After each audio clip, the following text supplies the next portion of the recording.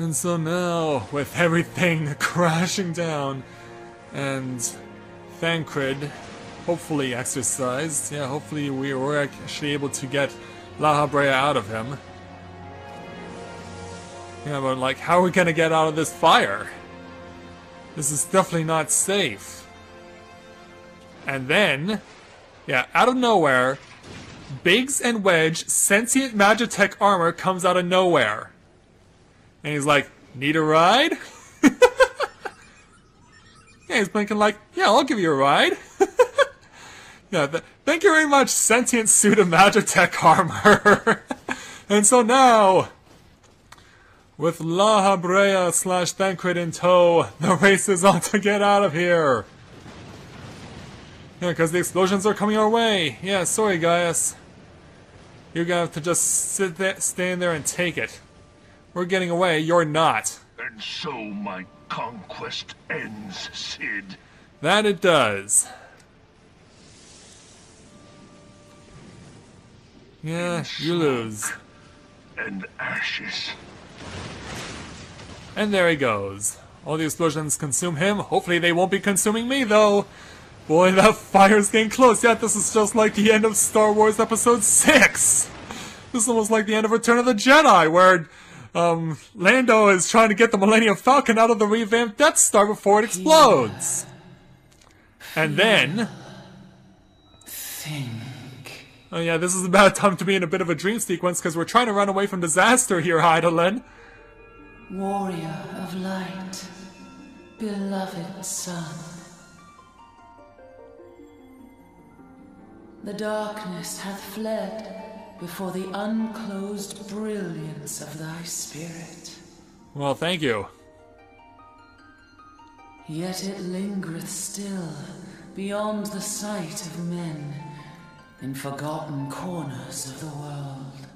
In the depths of the abyss yet resideth the Dark One, watchful ever, till this evil be cast out. Never shall the world know aught but a passing peace.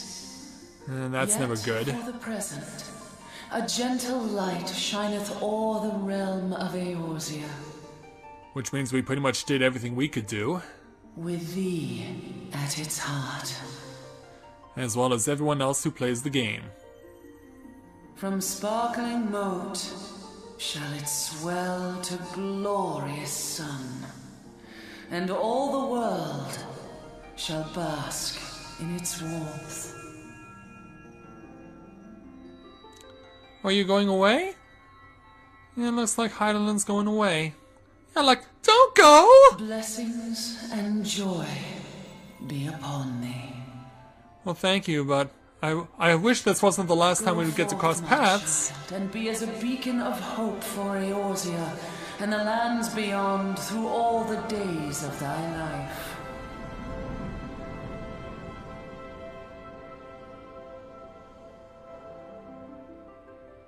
Yeah, but in the meantime, we're still trying to escape from the imminent disaster of the explosion that was chasing after us while we're riding in the sentient suit of Magitech armor. So, can we indeed escape from impending disaster? We do not know yet, because we are still awaiting my arrival, hopefully to safety. So, with the leaders of the Eorzean Alliance, as well as Cid and the Signs of the Seventh Dawn on standby, waiting for my return. My lady, all Twin Adder units have fallen back to the outer perimeter. The Flames have completed their withdrawal, General. And the Maelstrom? Admiral, all hands accounted for. Well, it's good to know you guys all made it. But where am I? What hath become of me? Still in there. I know, Admiral. Cid, has there been no word? Nothing. Nothing at all. Damnation! Don't start worrying yet. Make it. I know he is. Yeah, leave it to the optimistic Ida to always maintain that positive attitude. Cid, can they not be evacuated aboard the Enterprise? That's a good question. That adventurer and the Scions are as the Warriors of Light reborn. We cannot abandon them to their fate. Not again.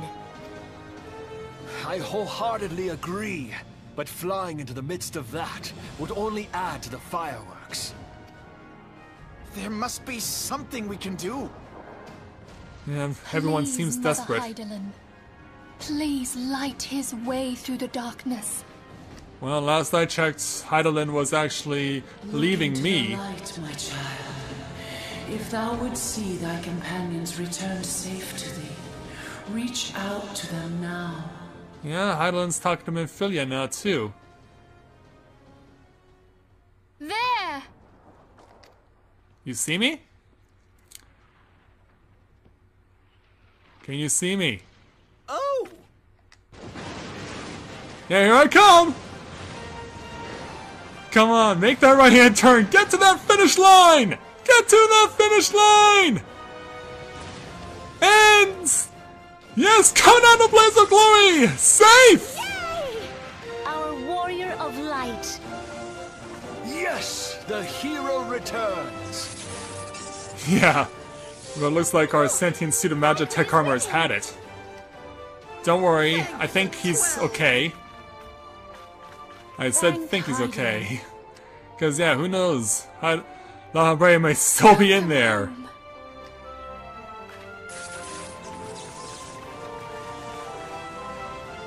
Hi, guys.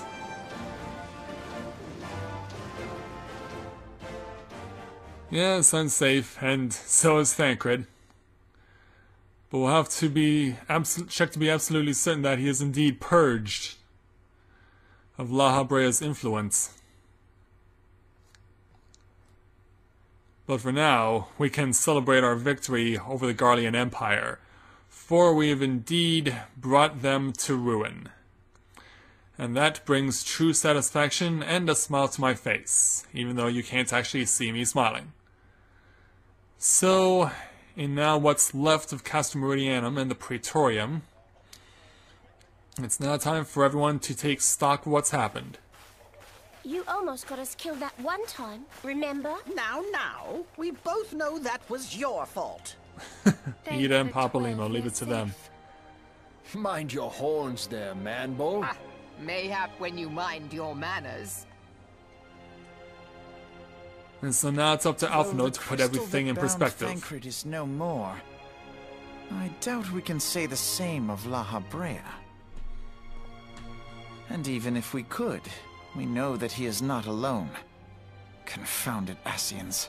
Indeed. Their god may be unknown to us, but their zeal is unquestionable. Suffice it to say, it would be folly to assume that they no longer pose a threat. Nevertheless...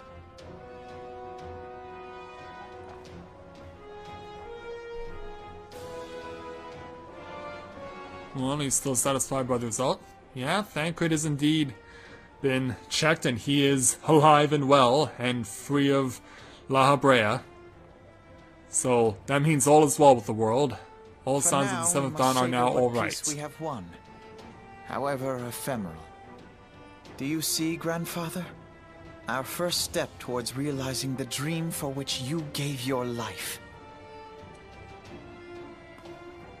Yeah, I've always thought that he was referring to Archon Louis-Soix, who's mentioned a few times in this game, that Archon Louis-Soix is Alphinaud's grandfather. That's what I'm just speculating, but there's never been actual proof to validate this.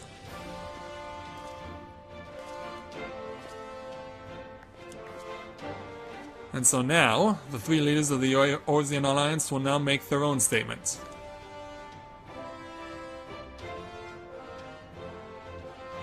Friends, the dread night of Imperial tyranny and Ascian machination is ended. A new day now begins in Eorzea. True to their name, the Scions of the Seventh Dawn, along with our champion, have delivered us from darkness. Let their shared victories serve to remind us of our shared history. And let their bravery in the face of adversity inspire future generations.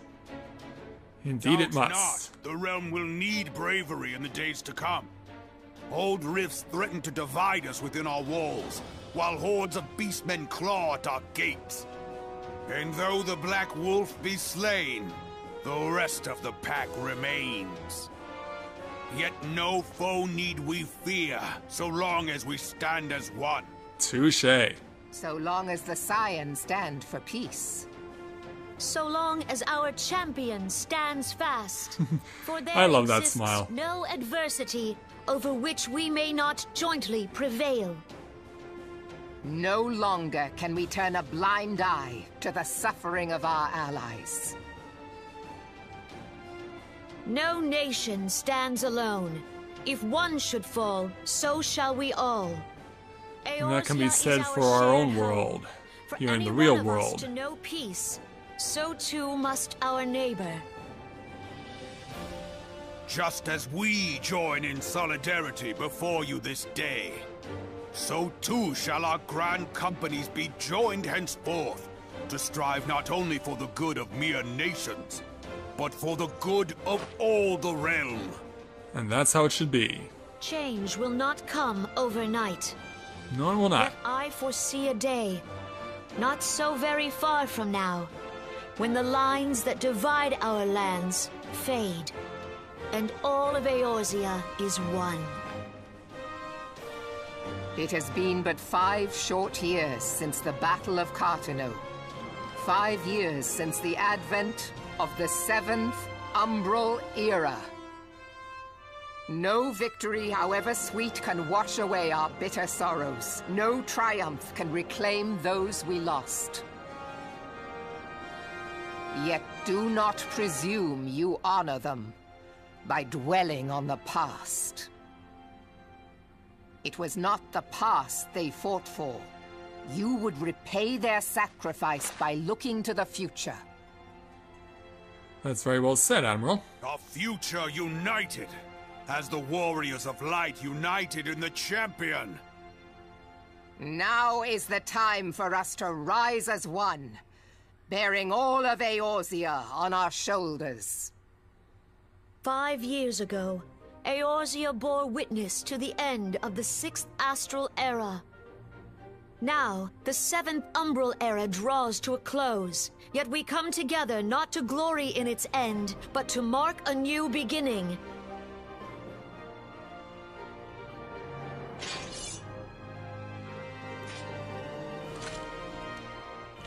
A pistol there, Admiral? Really? That on this day, by the light of the crystal, Eorzea ushered in a new era. The 7th Astral Era is come, and thus is ours a realm reborn. Indeed it is. And that's definitely cause for cheering, applause, and celebration.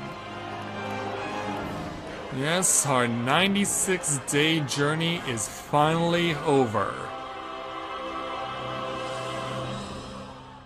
There it is, ladies and gentlemen. We have done it. After starting on March 28th, no, actually it was March 26th, and now ending today, 2 days before, no, yes, a day before Con Bravo, on July 17th, we finally get to bring this game to a close. So we get to take now a look at some of the various shots, including the members of the Garlean Empire, their generals, Raitaten, Livia, Nero, and of course, Mr. Darth Vader himself, Gaius. But why should we be recognizing them? We just beat them all! Yeah, we should be giving them no love. Nor to La Habrea, who possessed Thancred and made him as his own, and gave us a whole bunch of freaking nightmares. Yes, why should we recognize their imagery when all we want to do is honor the heroes who made this journey possible, who allowed for our successes throughout the times we had? Like the twins, Alphanode and Alisei. Yeah, Alisei we only saw once, and to be honest, the first time I came through this game when I saw the traitor in the Immortal Flames before the fight against the Freet, and once we discovered that Thancred was possessed by La Habrea, what I was genuinely believing to occur was that I was actually expecting, given Alice's attitude, that we would actually, once we beat Castor Meridianum, we would take off Livia's mask and actually reveal it to be Alice. That's what I genuinely believed would happen, that it was Alice in disguise and we were forced to kill her. Yeah, not the greatest thought, huh? So yeah, remember all the way back to day 1 when we met Mother Miyun, who helped us get on our path into Gridania. She was definitely a great assistance to us in the early days of the game, especially also in directing us for the purposes of being the emissary for the celebration over at Mikelo's amphitheater that resulted in Edie having the vision of the Battle of Cartano.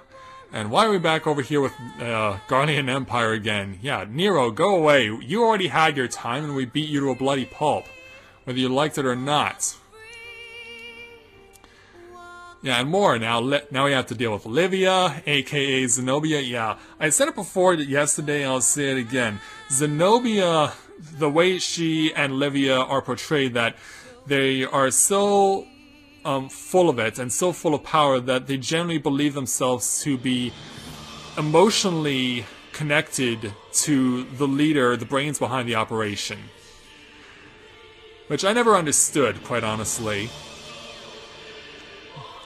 I mean, why would you fall in love with someone who is trying to lay waste to the world, even if you are sympathizing with them? And to be honest, I don't remember this particular image.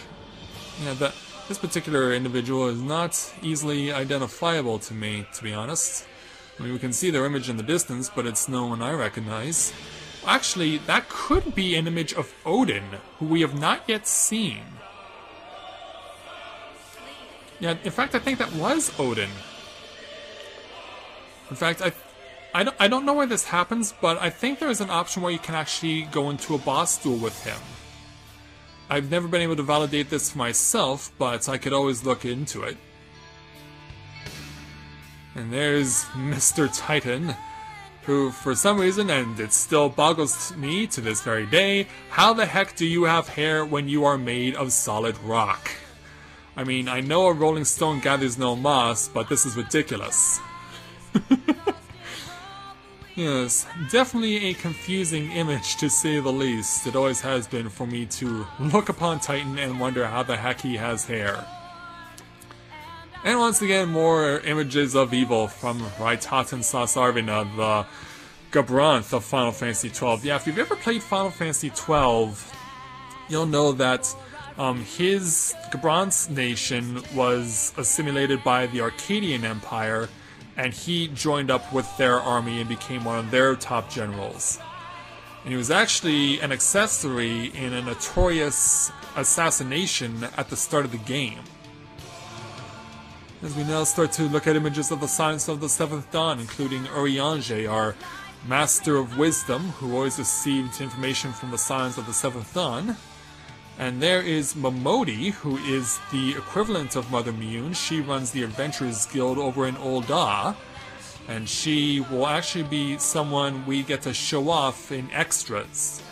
Because, yeah, the main part of this Let's Play is finished, but there's still a lot to show off.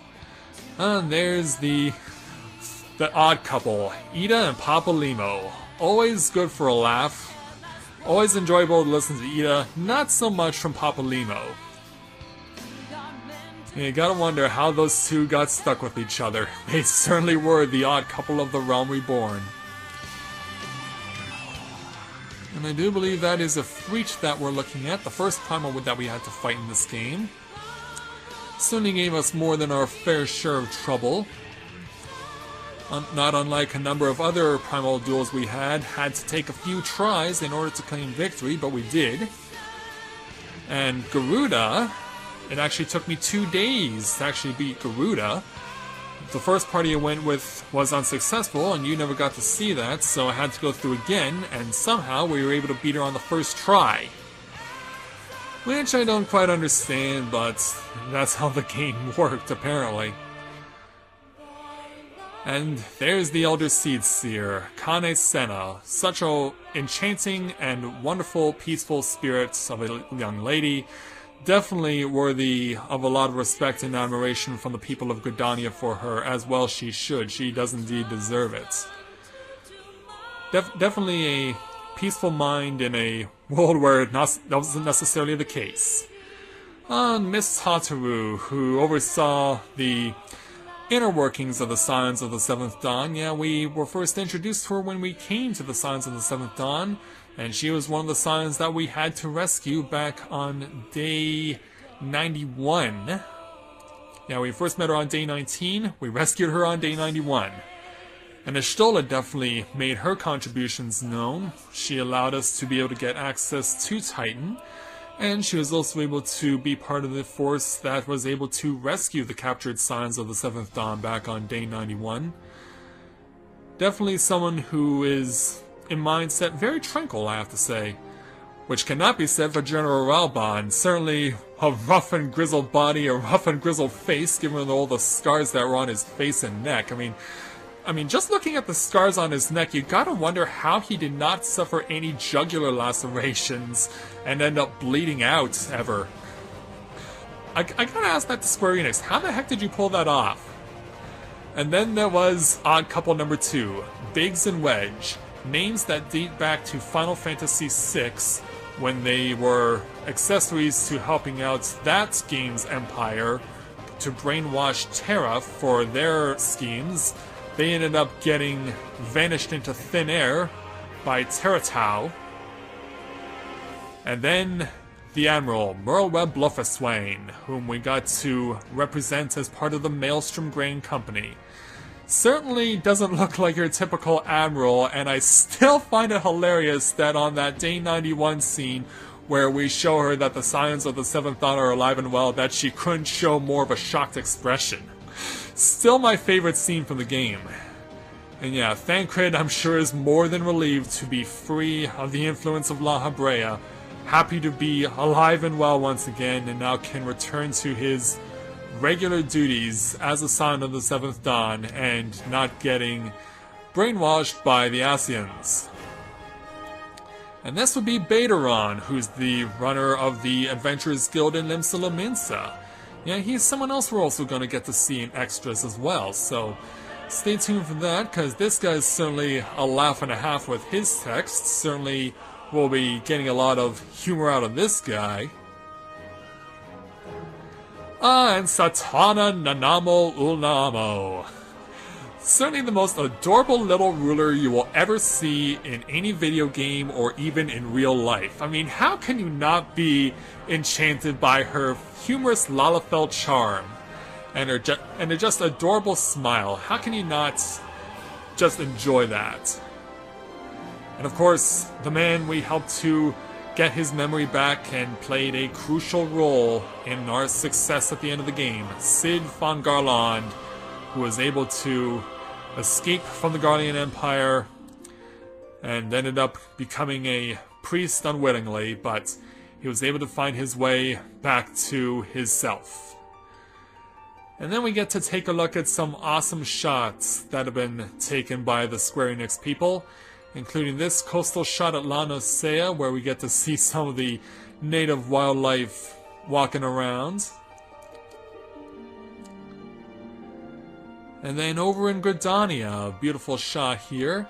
I think this is the Amdapor Keep.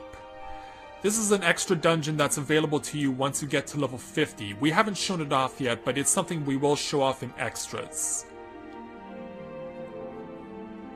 And of course, the desert plains of Ul'dah.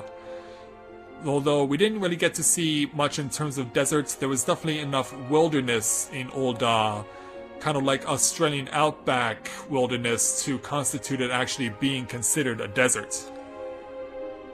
Yeah, because it was definitely more outback than Sahara, was Ul'dah and Thanalan, as far as the way that they were designed. That's something that I definitely noticed and observed over the course of this process. Was that Ul'dah and Thanalan, as far as desert, are definitely more Australian outback than the Sahara. And if ever you get the opportunity, you can find some sexy dancers with cat ears, and for some reason, and I don't know why, I'm guessing that the Japanese are just so enthralled with Playboy bunnies that they make it a point to incorporate animalistic ears into exotic dancers. That's just something that I've noticed throughout the years, throughout various video games that I've played. And this would be the South Shroud of the Black Shroud, near the border between the Black Shroud and Thanalan. It's a swamp area that we had a chance to go through, I believe it was around day 45. And then we get to look on the outskirts of Lemsolominsa. It was certainly a beautiful image, getting to see all of the Mediterranean-inspired architecture that was used by Square Enix to create Lemsolominsa. Certainly not the thing, the Mediterranean, you expect to think of when you think of a city of pirates. You expect it to be more British. And over here, place we only got to show off on day 31, I believe it was the Wolves Den, where you get to do player versus player duels against fellow online gamers. A new location has been introduced for more player versus player action in the last few days. Not something I have yet to show off, but I might show it off in extras if I ever get the opportunity to do so. Of course, the conditions would also have to be right. As we now get to look at the giant turtles, the adamantoises that walk around Thanalan. And more of Thanalan as we look at the Sunken Temple of Karn, which was the second side dungeon that we got to access through Nedrick Ironheart, a necessity in being able to complete the Grand Company hunting log that we got to do. Certainly a challenging place to say the least. And I believe this is the Wanderer's Palace, the third unlockable dungeon that we got to... No, actually it would have been number 5. I only got to show off 5 of them. This was the one that was accessible at level 50, and the one where the tank was giving me a hard time just for not fighting the way he felt I should be fighting. And I believe this is also more of Ul'dah because I recognize this geological formation, the way that the rocks are standing out. No, actually this isn't in Thanalan, it's actually Sastasha, the first dungeon we went to, because yeah, I recognize the docks now. I just had to look at the docks to realize where exactly we were. And this would be La Nosea, a lot of the windmills that can be found. I believe it's somewhere in... I think it is Middle La Nosea where these windmills are located. It was something we had to run by while we were gaining access to Lower La Nosea, where Costa del Sol is. And then there are the Beast Tribes, representing La Nosea, the Kobolds. We met them back on, officially, first of all through fighting Titan, because Titan is their primal. We also actually had to help them out on day 80. And I believe that this is also La Nosea. I think this is one of the outlying settlements. I can't tell if that image at the top of the screen is like a hot air balloon or something. Because it certainly looks like it is floating in midair, doesn't it? And this would be in Mordona. This would be near a lot of the crystalline formations. And that shattered dome over there is also part of the Mordona landscape. We haven't really gotten to show it off yet.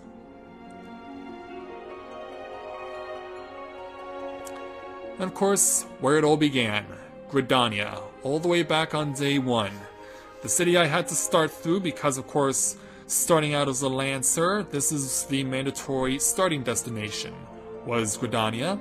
And certainly, it is one of the reasons why I love this game so much and why I was so inspired to do this as a Let's Play. Okay, this is the Wanderer's Palace again, I do believe.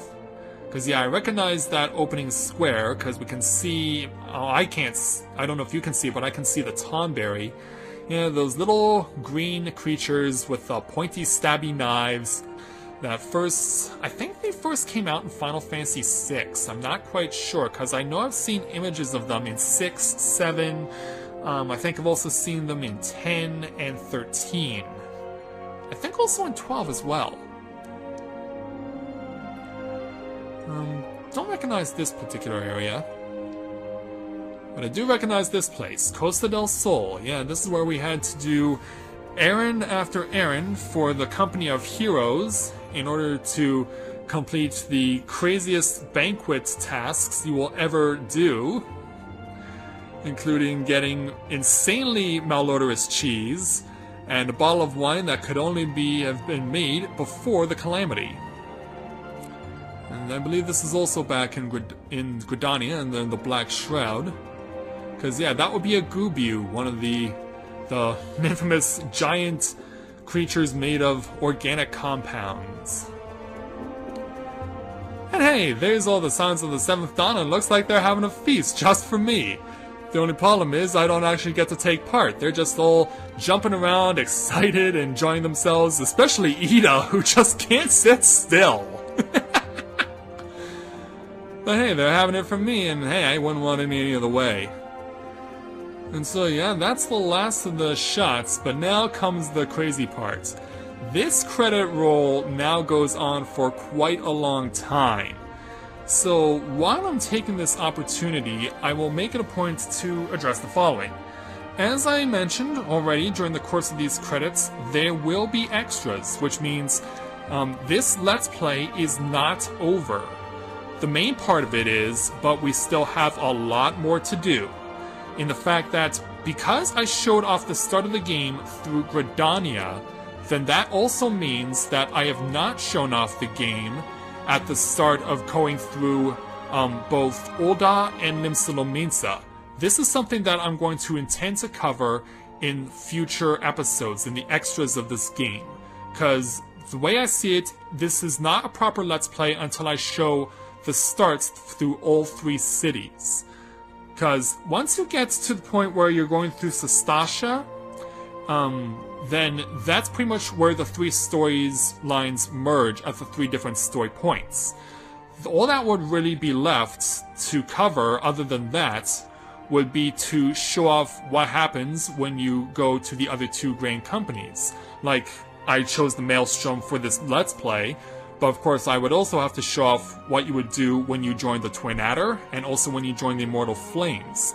And then beyond that, I think there would only be one... There would only be one other place where you could actually do a scene where it may actually be different, and it would be back, if I'm thinking about this correctly, it would be back on the scene that would be day 91, when the Elder Seed Seer introduced me as her dear friend, and I'm thinking that, depending on which, because of course I started in Gridania, I'm thinking that the Elder Seed Seer addressed me in that scene strictly out of the fact that I started in Gridania, but I can't help but think that if I was to start in either Ul'dah or Nimsalominsa, that a similar situation would occur where where Admiral Merlweb Blofuswain and where General Ralban Aldin would also recognize me in such a way in the scene, and not just the Elder Seed Seer. That's just my perception on it, and that's what I'm thinking, but of course, I won't really know until I actually have the opportunity to go through the game again and be able to find out for myself if that is indeed true. If it is indeed true, then I would show it off in extras, but boy, that would take a long time to get 2 more avatars through. Because, of course, getting through 1 avatar and taking nearly 4 months to do so would be hard enough, but of course, I made sure to make it a point to get through, limit my time, because, yeah, as much as I wanted to, as I'm sure you noticed, the episodes in this Let's Play were a lot longer than they normally are. And the main reason for that strictly is the fact that because there is so much content in this game, I was essentially forced to make my episodes twice as long as I normally would. But with my future Let's Plays, that will not be an issue. I'll be able to go back to normal timing for my episodes, and as a result, things should get back to normal. But as far as my next Let's Play is concerned, well, you'll just have to wait until tomorrow to find out what that is. Because the next Let's Play I'm actually going to be doing will be a blind Let's Play. Yeah, it'll be my second blind Let's Play, and the first one since last fall when I did The Legend of Zelda Twilight Princess as a blind Let's Play. But you'll just have to wait to find out to see which one I take. So, while I still have time, I really can't think of anything else to talk about right now until the credits are done. So I'll just stop talking for a while until all the credits are finished. And then we'll get back to this because, yeah, even though the credits are rolling, end scenes are not yet finished. So be back in a moment, and I'll just let you enjoy the wonderful music of Final Fantasy XIV: A Realm Reborn.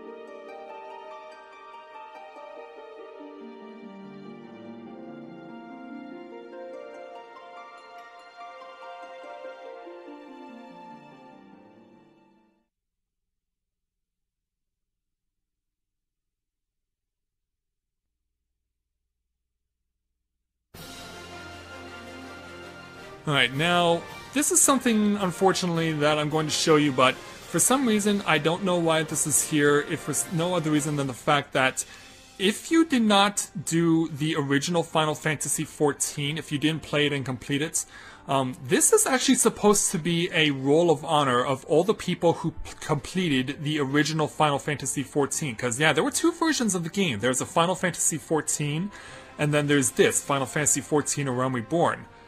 And for some reason, and I don't know why, they did not allow you the option to be able to go and have your name placed on the Roll of Honor if you beat Final Fantasy XIV: A Realm Reborn. Which means, even if I wanted to have the opportunity to show you, unfortunately you will not see EDSS's name on this Roll of Honor because of the fact that, for some reason, they won't be allowing people who completed Final Fantasy: A Realm Reborn to be able to move on, and get their name in the Roll of Honor, which really sucks. So yeah, we'll just skip this. Now, there's nothing further to show that, other than it's just a Roll of Honor for people who completed Final Fantasy XIV, and not Final Fantasy XIV: A Realm Reborn. Don't ask me why, that was not my decision, that was all Square Enix. Yeah, it's really easy when you can blame someone for making a stupid mistake. Which in this case it indeed was. And of course this theme music is of course the one that I often refer to as the Olympic Anthem knockoff, because it does sound so much like the Olympic Anthem. And considering that the Winter Olympics were 5 months ago, of course, it definitely instills in the minds just of what could have been, of just how awesome the Olympic theme is, and how much the Final Fantasy, this Final Fantasy theme sounds like it. Yeah, for some reason we're trying to do some sort of knockoff of Reservoir Dogs with the nicknames. Yeah, you'll miss the housing and you'll miss the headshot. Yeah, I've never actually seen Reservoir Dogs, but I know for a fact that the characters are given nicknames based on colors in that particular movie.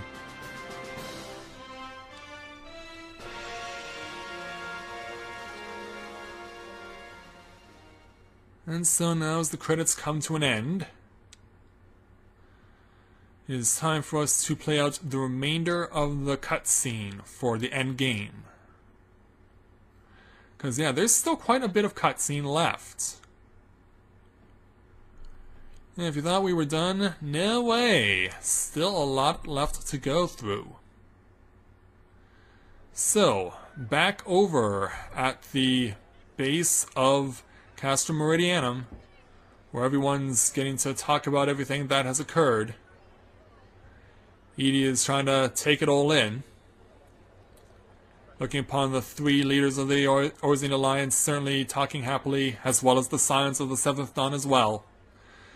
It all seems well with the world, so everything should be fine. However, yeah, that would be the echo going into effect. That would be the echo, and it is taking us somewhere that we really don't want to see. Remember we purged Thancred of La Habrea? Well, this is where he ends up. Yeah, there is a dark version of Heidelin out there in the world. Yeah, where there is light, there must also be darkness, yes.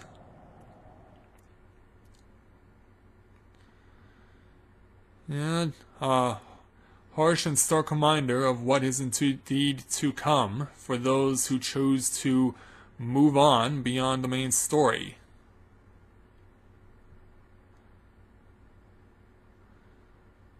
So hopefully we get to see exactly. Okay, no, it doesn't look like it. Yeah, come to there, Edie. What is it? Say what needs to be said, and then. What was that? That roar. It can't be. Did you hear that? Yeah, we think all's well with the world, but then. There's no time to spare. Where is it coming from? Yeah, well, we're about to find out. Dread tidings, chaos and carnage! It is an abomination! A primal has awakened! Here we go again. You know, we can hear it roaring. It's out there somewhere. It is out there somewhere.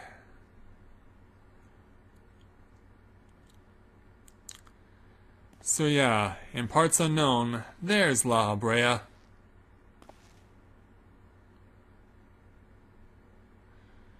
Yeah, show yourself. Show me your face, you vile fiend.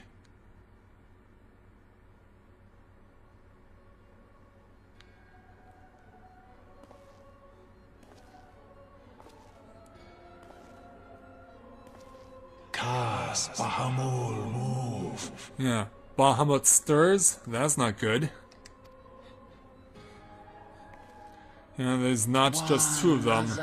There's 3 of them.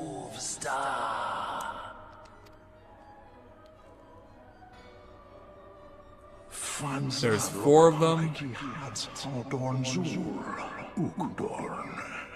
Yeah, we saw at the end what the Ascians were doing.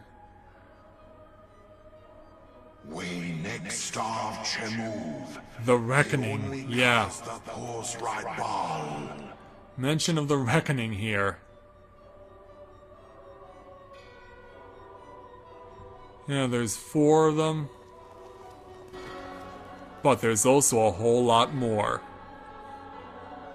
And this is pretty much the entire Ascian race right here.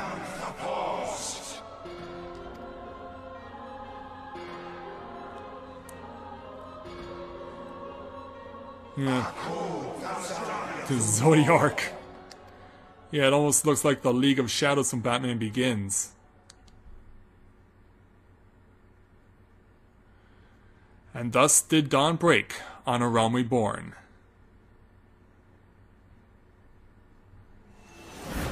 But where there is light, there is always shadow. So that's the end of the main cutscene, and thus the end of the main end game. However, we cannot bring it to an end officially until we go into the chamber of Lady Minfilia here at the Waking Sands, and go ahead and speak with Lady Minfilia as soon as we get the opportunity to do so.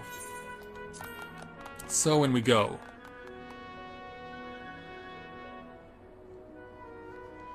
And there she is, accompanied by Alpha Node. Lady Minfilia.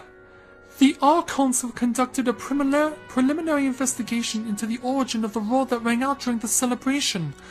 Their findings strongly suggest that a new primal has appeared. The roar generated a distinctive wave pattern in the ether, a pattern observed only once before in history, 5 years ago to be precise. I should like to think a mere coincidence, yet we cannot discount that possibility. Well, I trust I need say no more. At great sacrifice, we have delivered Eorzea from the threat posed by the Prime Empire and the Primals, and thereby secure peace. We cannot well allow the realm to be plunged into chaos once more. You have given all for our cause, risking life and limb on I not know how many occasions. Yet our struggle continues, and we need you now no less than before. Please continue to stand with us, and together we shall safeguard the future of the realm of this very star. And so it is that we complete the Ultimate Weapon Challenge. Get the 2064 Gil. We also get an armor identification key and the achievement known as Warrior of Light for successfully completing the main game. So now, the next time you want to speak with Lady Minfilia, it will now go into a new main story that is now available to you. There is a second main story, and just a few days ago, a third main story was introduced. So even though the threat of the Guardian Empire is now long gone, there is still much to be done. And so in extras, EDSS here, along with my first avatar, Mathia, as well as, of course, aforementioned 2 new avatars, will take on the game starting in Ul'dah and Limsa to get those 2 perspectives completed, and then hopefully I can build them up and grind them up enough where all 4 of them can be involved in various forms of extras. So as far as the main story, as far as the main part of this Let's Play, that is now finished, and I want to thank all of you for sticking with me through to the very end, because believe me, this was not an easy task, it was not an easy journey. But once I found out about being a Lancer in this game and how it was able to connect me to my high school and our team named the Lancers, there was no doubt in my mind that no matter what it took, this was going to be a Let's Play and I was just going to finish it. And now that I have finished the main story, we can now move on to my new Let's Play, and we can also move on to extras, which will not be shown every day, but I will make it a point to show those off on a regular basis from this point forward. So, at this point, I'd like to thank everyone for watching the main portion of this Let's Play of Final Fantasy XIV: A Realm Reborn. And when I join you again in extras, we will start on the journeys in both Ul'dah and Limsa to show you how those journeys begin up to the point where we get to Sastasha. So, until next time everyone, this is Matthew at Novora Autism, saying take care, and I'll see you soon.